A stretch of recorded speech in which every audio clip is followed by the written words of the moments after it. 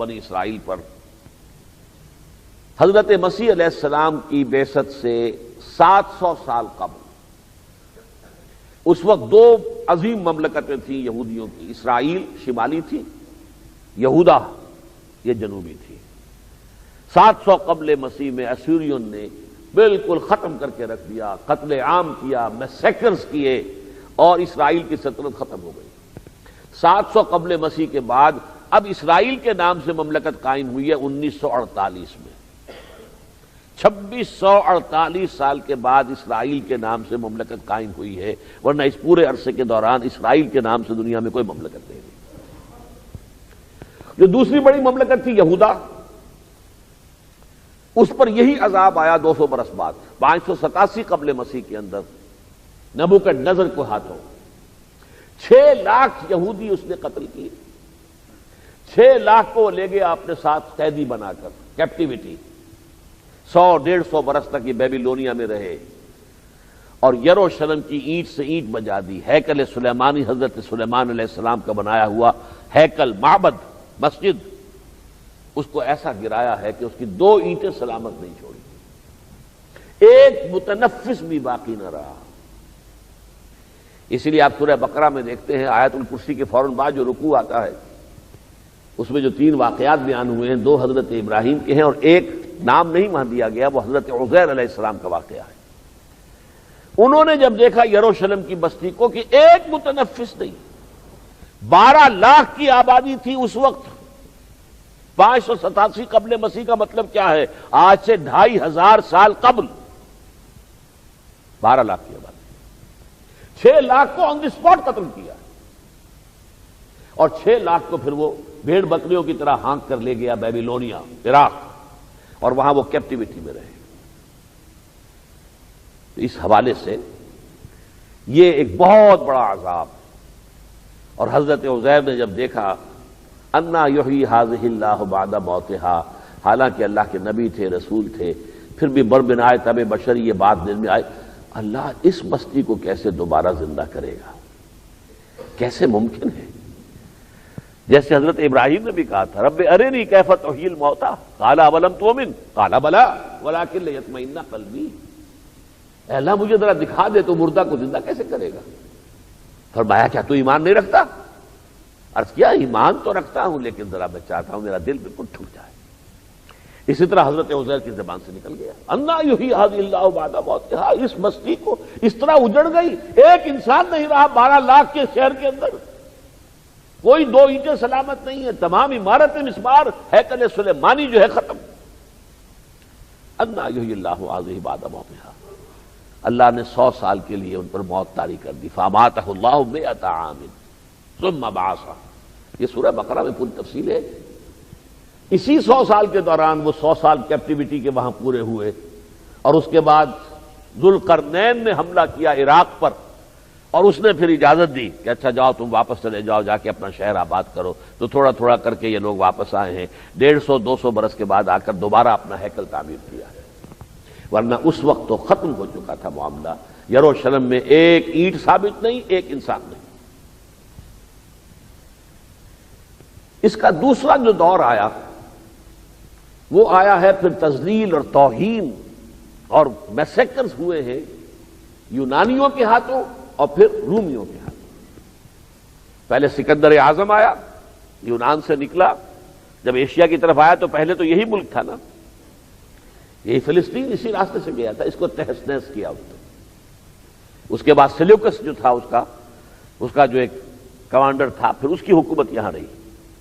پھر جب یونان کا زوال آ گیا پھر رومی آئے، یہ بت پرست قومیں تھیں دونوں، بت پرست، یونانی بھی اور رومنس بھی۔ پھر رومیوں کی حکومت ہوئی، جب حضرت مسیح علیہ السلام کی بعثت ہوئی ہے تو اصل حکومت رومیوں کی تھی، رومی گورنر پائلٹس پونٹس موجود تھا،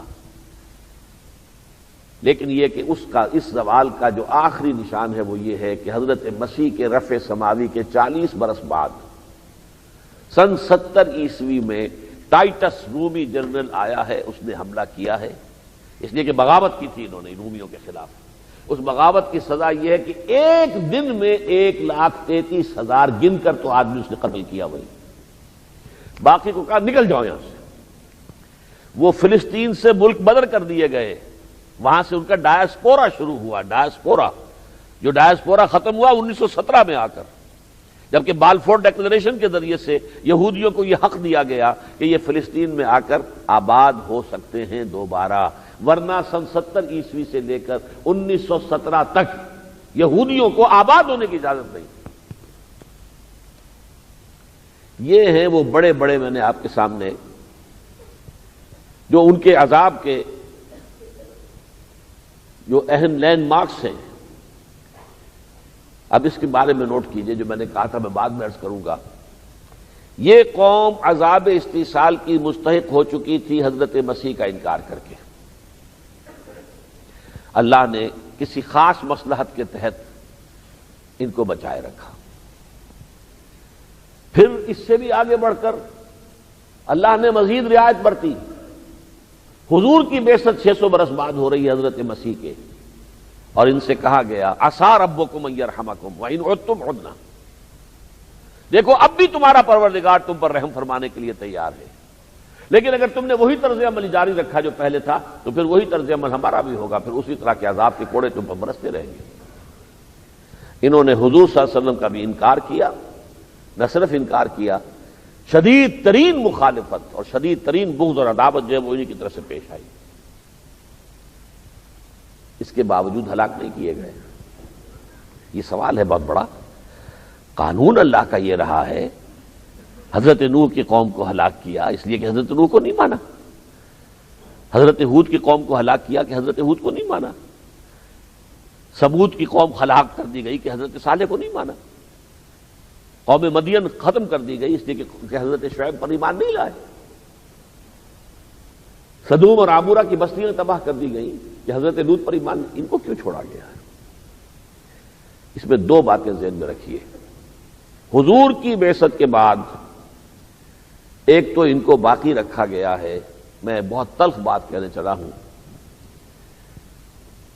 جو اس تاریخ انسانی کی عظیم ترین امت وجود میں آنے والی تھی، یعنی امت محمد صلی اللہ علیہ وسلم، اس کا جو افضل ترین حصہ ہے یعنی عرب، جب یہ وہی طرز عمل اختیار کریں گے کہ جو ان سے پہلے یہودیوں نے کیا تو ان کو سزا یہودیوں کے ہاتھوں دلوائی جائے گی۔ اسے انگریزی میں کہتے ہیں to add insult to injury. ایک تو ہے عذاب آئے، اور عذاب کس کے ہاتھوں آئے؟ مغضوب علیہم قوم کے ہاتھوں، ملعون قوم کے ہاتھوں۔ لعن الذین کفروا من بنی اسرائیل علی لسان داؤد و عیسی ابن مریم، یہ تو ملعون قوم ہے، مغضوب علیہم ہے۔ تقریباً اتفاق ہے اس پر سورہ فاتحہ کی جو آخری آیت ہے، غیر المغضوب علیہم ولا الضالین، مغضوب علیہم سے مراد ان کی سب سے نمایاں مثال یہود، اور ضالین کی سب سے نمایاں جو مثال ہے وہ نصارہ ہے، ان کے ہاتھوں مسائل۔ وہ منظر ہے جو آج ہماری نگاہوں کے سامنے آ گیا ہے۔ اللہ تعالیٰ نے اس قوم کو سہارا دیا۔ یہ آپ سمجھیے کہ کتنا ڈایاسپورا یہ سرگرداں رہے، کہیں مصر چلے گئے، کہیں روس چلے گئے، کہیں امریکہ چلے گئے، کہیں یورپ میں آباد ہو گئے، ہندوستان میں آ گئے، یمن میں آ گئے، وغیرہ وغیرہ، ایران میں آ گئے، اپنے گھر سے دور۔ اسی لیے ڈایاسپورا کہلاتا ہے، ڈایاسپورا انتشار کا دور۔ ہم اپنے گھر میں یعنی فلسطین میں جانے کی ہمیں اجازت نہیں۔ اس ڈایاسپورا کے دوران ان پر جو سختیاں بیتی ہیں یورپ میں، جس طرح انہیں پرسیکیوٹ کیا گیا ہے، اگرچہ اس کے بعد بہرحال انہوں نے، اب وہ ایک لمبی بات ہو جائے گی، اس وقت میں اس کی طرف نہیں جاؤں گا، بڑی محنت کی ہے، کئی سو برس اپنے سازشی ذہن کے نتیجے میں یورپ کے اوپر مسلط ہو کر بیٹھ گئے۔ انہوں نے عیسائیت کو تقسیم کیا، جیسے ایک یہودی نے تقسیم کیا تھا امت مسلمہ کو شیعہ اور سنی میں۔ وہ تقسیم آج تک ہے کہ نہیں؟ اور کیا کس نے تھا؟ عبداللہ ابن سبا یہودی یمن سے آیا تھا۔ ایک اس طرح یہودیوں نے عیسائیت کو تقسیم کیا، کیتھولکس، پروٹیسٹنٹس۔ جب تک کیتھولکس کا غلبہ تھا انہیں سود کی اجازت نہیں تھی، کوئی لین دین نہیں کر سکتے تھے سود پر۔ پروٹیسٹنٹس کے ذریعے سے انہوں نے اجازت حاصل کی، بینکنگ سسٹم ڈیولپ کیا، جو دول یورپ تھے انہیں آپس میں لڑایا، جنگیں کروائیں، اور پھر دونوں کو قرضے دیے بڑے بھاری سود کے اوپر. اس طرح یہ چند گھرانے روتھ چائلڈز اور گولڈ سمتھس یہ جو ہیں ارب ڈالر اور ارب پاؤنڈز کی ان کے پاس جو دولت ہو گئی، اور ان کا بینکنگ کا نظام پورے یورپ کے اوپر چھا گیا، جس کے نتیجے میں فرنگ کی رگے جہاں پنجہ یہود میں ہے. علامہ اقبال اس صدی کے آغاز میں یہ مشاہدہ کر کے آئے تھے. لیکن یہ سب کچھ ہوا کس سے؟ سورہ آل عمران کی آیت الا بحبل من اللہ وحبل من الناس. ایک تو اللہ کی طرف سے انہیں سہارا ملا ہوا ہے کہ امت محمد کے بہترین حصے کی سرکوبی کروانی ہے ان کے ذریعے سے. بہت سخت بات میں کہہ رہا ہوں. میری یہ بات جو ہے، میں جب امریکہ وغیرہ میں کچھ اس طرح اشارہ کرتا ہوں تو وہاں کے عرب دوست مجھ سے ناراض ہیں. میں کیا کروں؟ یہ حقائق ہیں قرآن سے ہماری نگاہوں کے سامنے ہے. ابھی کچھ ہی دنوں کی بات ہے، کوئی عرب ملک تسلیم کرنے کو تیار تھا اسرائیل کو.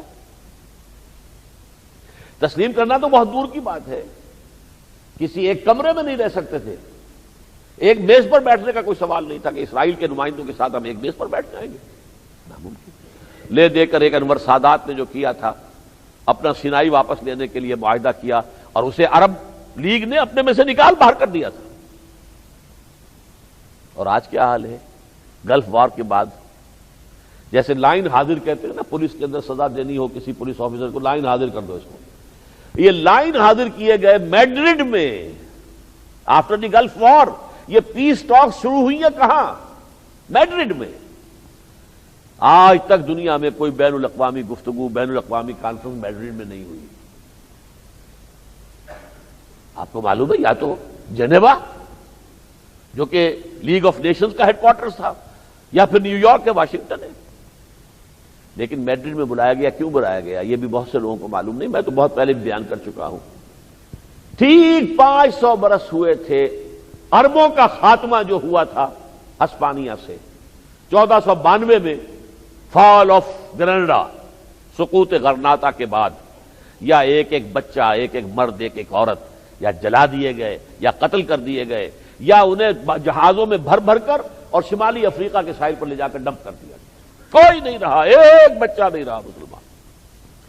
اس کو جب پورے 500 برس گزرے تو وہ تھا 1992.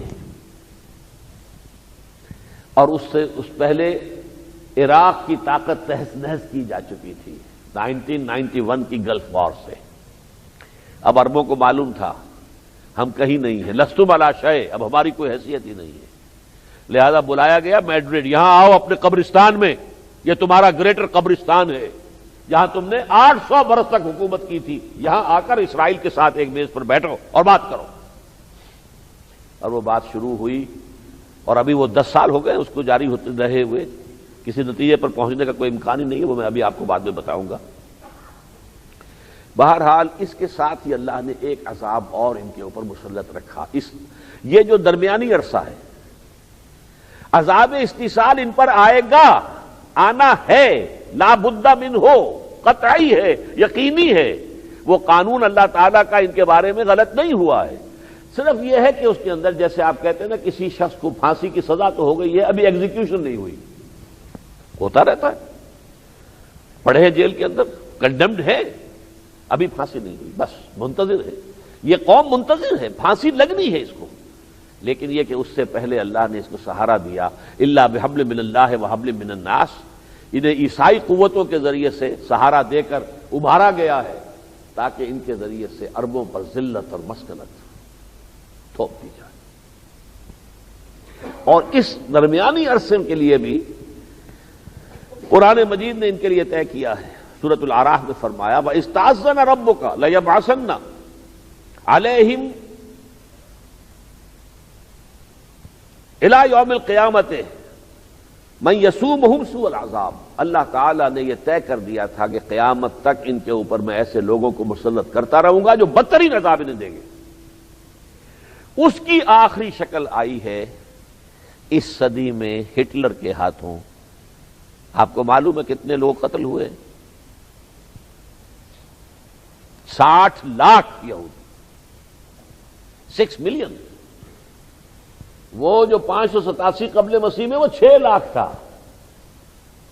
اور اس صدی کے وسط میں ہٹلر کے ہاتھوں جو کنسنٹریشن کیمپس تھے، پھر جو وہ چیمبرز، ڈیتھ چیمبرز، گیس کے ذریعے سے ان کو مارا جاتا تھا، اور اس سے پہلے ان کے بال اتار دیے جاتے تھے، ان بالوں سے قالین بنے گئے جو نازیوں کے دفتروں میں جا کر بچھائے گئے، انسانوں کی، ہیومن ہیئر کے قالین، بھیڑ بکری کے بال کے نہیں، انسانوں کے۔ پھر یہ کہ خاص جو ہے ان کے لیے پلانٹ بنائے گئے، اتنے لوگوں کو کیسے 60 لاکھ کو ختم کریں گے، تو ان کو دفن کرنے کے لیے بہت بڑے پیسے چاہیے، بہت لیبر چاہیے۔ ایسا پلانٹ ایک طرف سے داخل ہو رہے ہیں، گیس چیمبر میں پہنچ گئے، گیس چھوڑ دی گئی، مر گئے، اب ایک پٹے کے اوپر چل رہے ہیں، جیسے کہ فیکٹریز کے اندر پٹے چلتے ہوتے ہیں، وہ آپ نے کبھی دیکھے ہوں گے، اور اس میں آگے جا کے ان کا چورا ہو رہا ہے، پھر انہیں ایک تیزاب کے اندر، خاص قسم کے محلول کے اندر حل کیا جا رہا ہے، اور پھر ایک سیاہ رنگ کا بدبودار صرف پانی باہر نکل رہا ہے، نہ کسی ہڈی کا وجود، نہ کسی گوشت کا وجود، کسی شے کا وجود ہی نہیں۔ اور وہ پانی وہ لے گئے اپنے کھیتوں میں سیراب کرنے کے لیے، اسے کھاد کے طور پر استعمال کیا۔ 60 لاکھ یہودی۔ لیکن اب جو کچھ ہونا ہے وہ لازماً ہوگا۔ جو بھٹی اب دہکنے والی ہے اس کا میں اصل تذکرہ تو کرنا چاہتا ہوں جبکہ میں موجودہ امت مسلمہ کے بارے میں بات کروں گا۔ اس کا آخری نتیجہ یہ نکلنا ہے، ڈراپ سین، حضرت مسیح علیہ السلام کا نزول ہوگا، وہی مسیح جو ان کی طرف رسول بنا کر بھیجے گئے تھے۔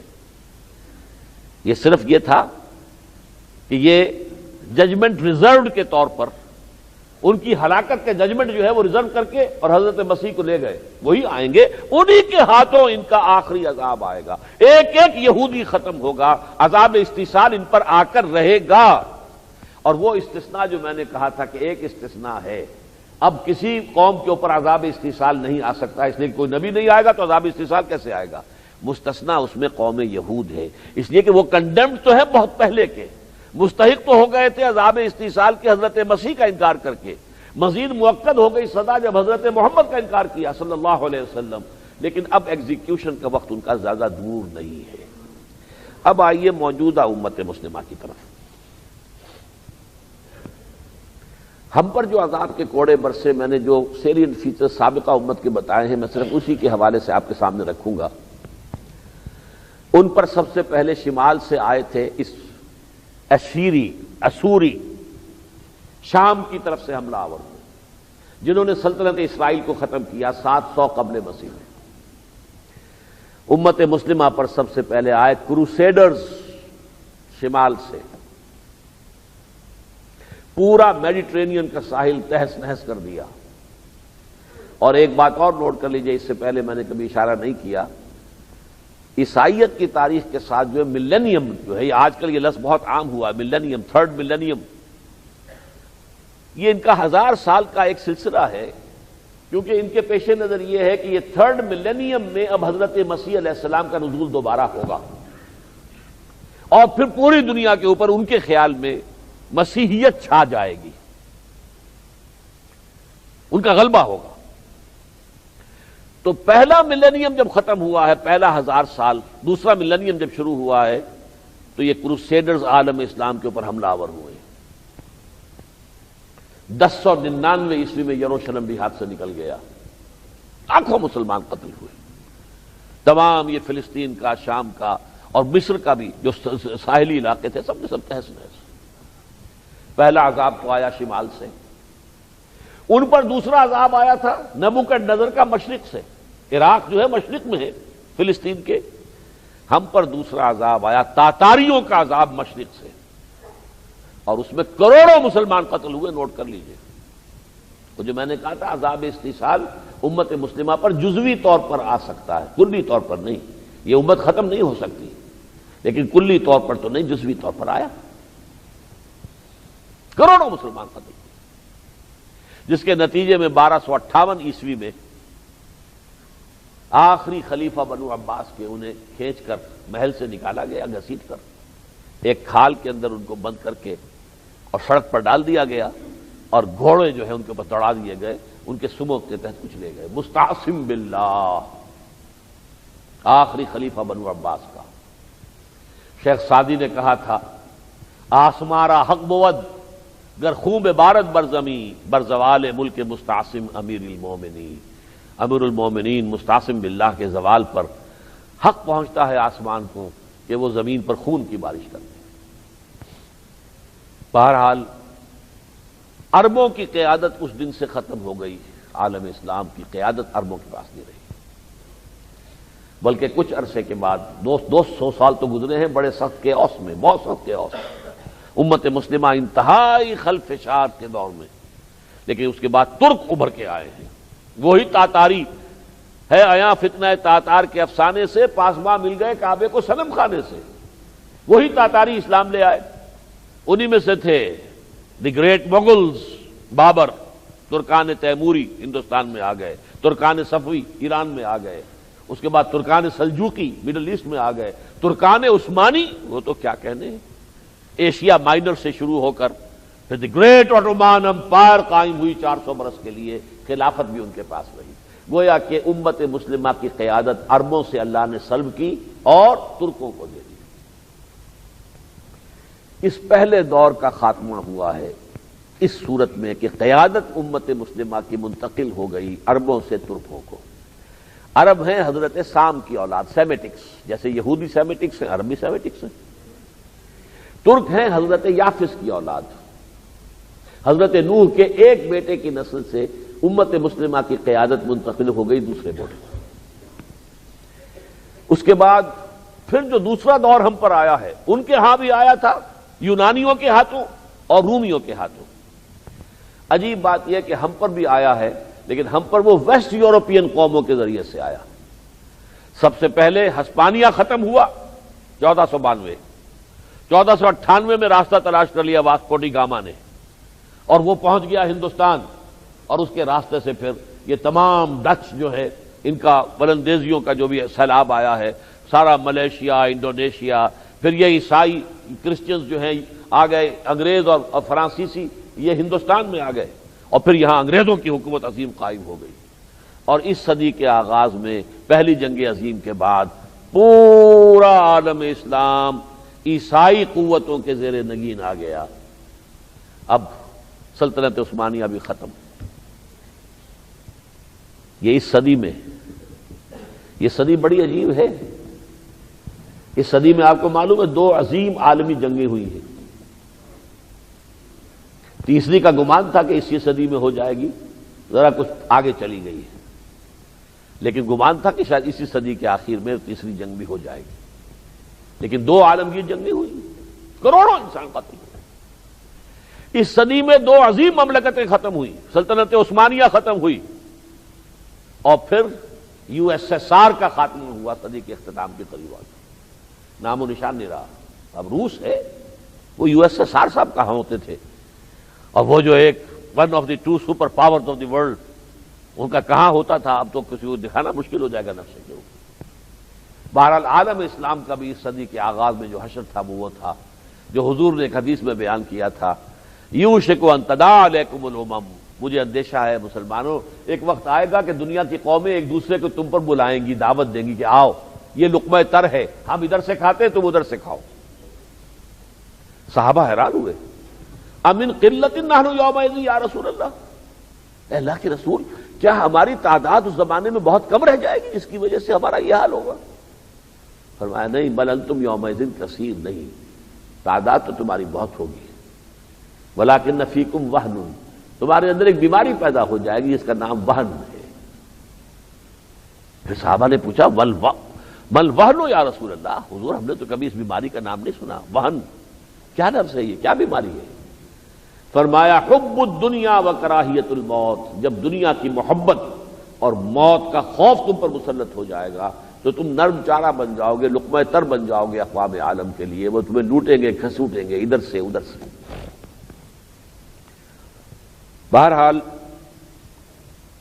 اب جو صورتحال ہے، یہ تو میں نے ہسٹوریکل سروے آپ کے سامنے رکھ دیا، سابقہ امت اور موجودہ امت۔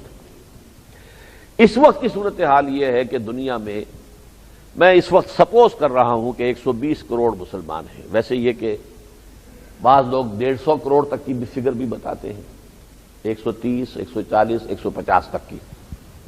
لیکن 120 کے اعتبار سے تو کوئی شک و شبے کی گنجائش نہیں۔ کل آبادی ہے اس وقت دنیا کی 600 کروڑ، 6 ارب جسے کہتے ہیں، اس میں 1.25 ارب 120 کروڑ 125 کروڑ جو ہیں مسلمان ہیں، تو گویا کہ ہر چوتھا یا پانچواں انسان جو ہے مسلمان ہے۔ لیکن نمبر 1 تو وہی جو مجموعی عذاب آیا تھا ضربت علیہم الذلۃ والمسکنہ یہود پر، جو اب ان پر نہیں ہے، نوٹ کر لیجئے اس کو، اب وہ ذلت کہاں ہے ان کی؟ وہ تو سپریم پاور آن دی ارتھ امریکہ کو کنٹرول کر رہے ہیں، وہ جس طریقے سے کہ عربوں کو ناچ نچا رہے ہیں، انہیں فکر ہی نہیں ہے، ان کی طرف سے روڑے آتے ہیں، ان کی طرف سے گولیاں جاتی ہیں، 300-400 تو انہی دنوں کے اندر انہوں نے ختم کر دیے، کوئی پوچھنے والا نہیں، کوئی والی وارث نہیں ہے۔ فلسطینیوں نے کہا کہ ہمارے لیے یہاں پر کوئی بین الاقوامی فوج جو ہے یہاں پر بھیج دی جائے، نہیں، ایسٹ تیمور میں بھیجی جا سکتی تھی، کوسووا میں بھیجی جا سکتی تھی، تمہارے لیے نہیں۔ اندازہ کیجئے حالات کدھر جا رہے ہیں۔ تو یہ صورتحال جو ہے، ضربت علیہم الذلۃ والمسکنۃ وباؤوا بغضب من اللہ، یہ تو ہے بحیثیت مجموعی۔ دنیا میں ہماری کوئی حیثیت نہیں، کوئی وقار نہیں، کوئی عزت نہیں، کسدمی پرست کے بھیا کیستی، بین الاقوامی معاملات میں کوئی ہماری رائے پوچھتا نہیں۔ G7 ہے، G9 ہے، G18 G15 ہے، لیکن ہمارا کوئی مسلمان ملک نہ G15 میں ہے، نہ G9 میں ہے، نہ 3 میں ہے، نہ 13 میں ہے۔ سیکورٹی کونسل کی پرماننٹ ممبرشپ کسی مسلمان ملک کے لیے سوال ہی نہیں، اب بھی اگر آئے گا تو بھارت آئے گا، پاکستان کا تو کوئی سوال ہی نہیں۔ اور کون سا ملک ہے مسلمان جو دنیا میں کلیم بھی کر سکے؟ ہم تو پھر بھی کسی درجے میں کلیم تو کرتے ہیں نا۔ بہرحال ہم ایک نیوکلیئر پاور بن گئے ہیں، لیکن ظاہر بات ہے کہ وہ تو ملے گی تو بھارت کو ملے گی۔